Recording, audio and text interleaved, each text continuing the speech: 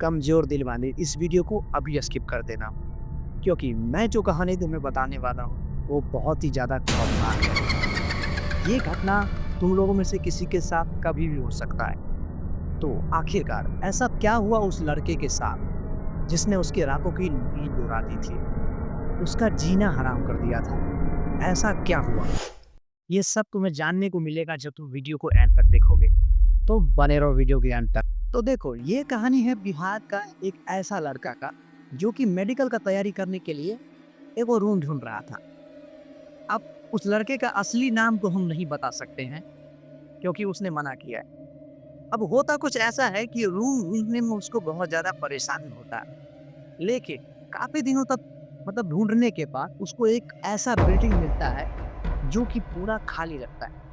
Basically वो building नहीं रहता है, एक छोटा-सा मकान कह सकते हो, जो कि एक ही फ्लोर का रहता है। तो 2 कमरा रहता है और एकदम अंधेरा रहता है। थोड़ा खोजबीन करने पर उसको पता चलता है कि उस बिल्डिंग में जो है रूम रेंट पर मिल रहा था। उसका जो मकान मालिक है वो वहाँ नहीं रहता है। ये सुनने के बाद उसके खुशी का ठिकाना नहीं रहता है। वो कुछ सुने बिना सीधे मकान मालिक का नंबर लेकर के और मकान मालिक से बात करके रूम तुरंत बुक कर देता है। और उसका यही डिसीजन उस पर भारी पड़ने वाला है, जो कि उसको बिल्कुल अंदाजा नहीं था। अब ये लड़का रूम तो ले लिया था, लेकिन इस बिल्डिंग का लोकेशन, आखिर ये बिल्डिंग कहाँ पर है, ये इसको पता ही नहीं था। सबसे बड़ी बात ये थी कि इस बिल्डिंग का लोकेशन सरकारी अस्पताल और मुर्दा घर के आसपास में लोकेशन था। तो सबसे बड़ा दिक्कत इसको अब होने वाला है। इसके शिफ्ट होने के कुछ दिन के बाद एक और लड़का इसी बिल्डिंग में शिफ्ट होता है, क्योंकि दुइये गो रूम था और वो दोनों कब फुल हो जाता है। दूसरा लड़का जो शिफ्ट होता है, उसका दिनचर्या कुछ सही नहीं रहता है।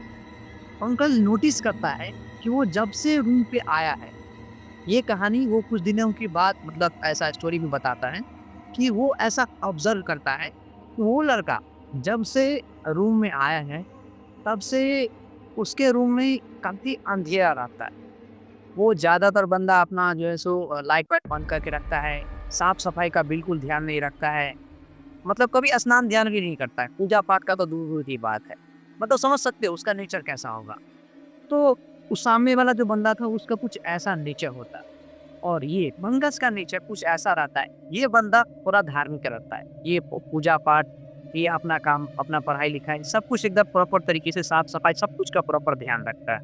एक दिन पंकज को किसी कारण से कहीं दूर जाना होता है और उसे आते वक्त रात के लगभग 12 बज चुके होते हैं और उसे उसी रास्ते से वापस आना होता है, जिस रास्ते में वो बहुत सारे हॉस्पिटल और वो घर पड़ता है। सोचने वाली बात ये थी कि ये रास्ता जो है वो बहुत ही ज़्यादा खौफनाक था। ऐसा लोगों का कहना था कि रात के समय में उस रास्ते पर अकेले जाना खतरे से खाली नहीं है। अब ये लड़का तो उतना मतलब इस चीज़ों को नहीं मानता था, तो अब अपने मस्त मगन में अपना चलेगा।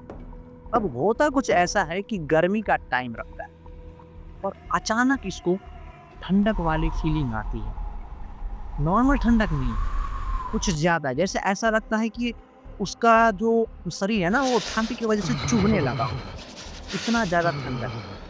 अब देखो गर्मी के टाइम में जो है ऐसा तो होना पॉसिबल है नहीं कि अचानक से तुमको हवा चलेगा और इतना ज़्यादा ठंडा, ऐसा पॉसिबल ही नहीं होता। अब यहाँ पॉसिबिलिटी हो जाती है कुछ नेगेटिव एनर्जी की, जो कि पंकज को फील होने लगा था कि मेरे आसपास कुछ नेगेटिव एनर्जी है, जिसके बाद इसे डर होने लगता है। लेकिन फिर जैसे-तैसे अपने आप में हिम्मत जुटा करके ये अपने रूम की ओर बढ़ने लगता है। फिर इसे एहसास होता है कि कोई इसके पीछे-पीछे आ रहा है। उसके कानों में किसी के चलने की आवाज़ सुनाई दे रही थी, जिसके बाद उसके रोंगटे खड़े हो जाते हैं। लेकिन वो बेचारा कर भी क्या सकता था, अकेला था और उसे अपने रूम पर पहुंचना होता है। तो वो जैसे तैसे करके मतलब समझ लो उसका सिचुएशन कैसा होगा। उसके जगह तुम अपने आप को अगर उस सिचुएशन में रख को देखो, तो तुम्हें वो चीज़ें प्रॉपर फ़ील होगी। लेकिन वो जैसे-तैसे करके फाइनली अपने रूम पे पहुँचता है और एक राहत की साँस लेता है। अब हो कुछ ऐसा जाता है कि वो सोचता है यार कोई ना अभी पूरा रात है, मैं कुछ देर तो पढ़ाई कर ही सकता हूँ। और वो अपनी डेली दिनचर्या के जैसे रात को पढ़ने के लिए बैठ जाता है। जैसे ही थोड़ी देर पढ़ता है, उसे अचानक किसी के भनभनाने की आवाज़ आती है। कुछ हल्की आवाज़ में, मानो कोई किसी से कुछ बातें कर रहा हो। तो पहले तो पंकज को ये लगता है कि उसका जो बगल वाला एक लड़का है, वो शायद किसी से बात कर रहा होगा। तो वो ये चीज़ें सोच के मतलब थोड़ी देर के लिए वो इस चीज़ों को इग्नोर करता है। लेकिन वो आवाज़ बंद होने का नाम ही नहीं ले रहा। तो फिर सोचता है कि चलो क्यों ना बाहर जाके देखा जाए। और जैसे ही वो अपने रूम का गेट खोलता है, तभी उसे सिर्फ अंधेरा ही अंधेरा दिखाई देता है। अब तुम ये मान के चलो कि जो आवाज़ें सुन रहा था और उसे कुछ दिखाई नहीं दे रहा था, उस पर क्या बीती होगी। उसके बाद उसके मन में एक अलग डर हो गया।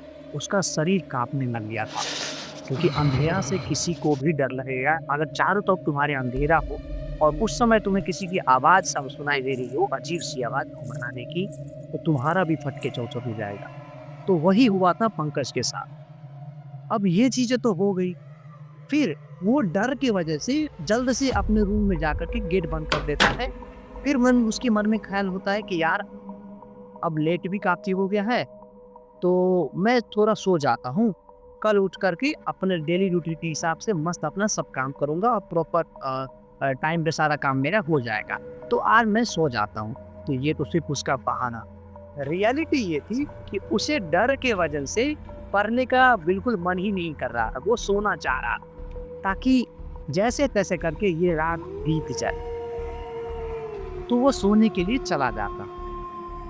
लेकिन जैसे ही वो सोने की कोशिश करता है, एक तो डर की वजह से उसे नींद नहीं आती है और कभी थोड़ी ही देर बाद उसे रोने की आवाज़ आती है। अब थोड़ी देर पहले ही वो जैसे बाहर गया था, उसे कुछ दिखाई नहीं दिया था। एक तो वो पहले से डरा हुआ था और इस बार जो उसे रोने की आवाज़ आ रही थी, उससे वो और काफ़ी ज़्यादा डर गया था। लेकिन रोने का जो आवाज़ था ना, वो काफ़ी पास से आ रहा और मानो ऐसा लग रहा था कि कोई 21-22 साल का लड़का ज़ोर से रो रहा है। और रोने का जो मतलब आवाज़ कह सकते हो, वो भी बहुत अजीब तरीके का था। बहुत ही दर्दनाक तरीके से रो रहा है, कुछ ऐसा लग रहा। अब इसके अंदर बिल्कुल हिम्मत नहीं था, ये उठ कर के देख सके कि आखिर माजरा क्या रही। लेकिन फिर ये सोचता है कि यार ज़रूरी तो नहीं है कि कोई मतलब एंटिटी ही हो, कुछ नेगेटिव एनर्जी हो सकता है किसी कारण से जो उसके बगल वाला लड़का है, उसके साथ कुछ समस्या हो गया। कुछ भी हो सकता है, ये उसको थोड़ी पता था यार। इसने तो बस तो एक गेस किया। सोचा कि यार मुझे चल के देखना चाहिए, क्या पता उसको मेरी ज़रूरत हो। यही सोच करके वो मतलब अपने रूम का गेट खोलता है और हिम्मत करके उसके कमरे की ओर बढ़ने लगता है। जैसे ही वो उसके कमरे की ओर बढ़ने लगता है, उससे जो आवाज़ आ रही थी रोने की, वो उसका जो साउंड का लेवल है ना, वो एकदम बढ़ता जा रहा। अब इसको कन्फर्म हो गया था कि ये जो आवाज़ है, वो इसके रूम से ही आ रहा है। धीरे-धीरे करके आस-पास देखते हुए ये उसके रूम के पास पहुँच जाता है और दरवाज़ा खटखटाता है। खटखटाने के बाद अंदर से कोई भी रिस्पॉन्स नहीं आता है। आवाज़ कंटिन्यू आ रहा था, लेकिन फिर भी ये दोबारा रूम के गेट को खटखटाता और इस बार ये नोटिस करता है कि जो रोने का आवाज़ जो आ रहा था, वो एकदम शांत हो गया है। एकदम से सन्नाटा छा गया, जिसके बाद पंकज का शरीर कांपने लग गया था, दिल धक-धक करने लग गया था। मानो मतलब उसे ऐसा फील हो रहा था ना कि यार मतलब जो भी चीजें हो रही है सब इस रूम के अंदर ही हो रही है। तो ये सिचुएशन हो गया था। आ, होता क्या कि जैसे ही सन्नाटा पसर जाता है, उसके बाद अपने आप उसका गेट खुल जाता है और फिर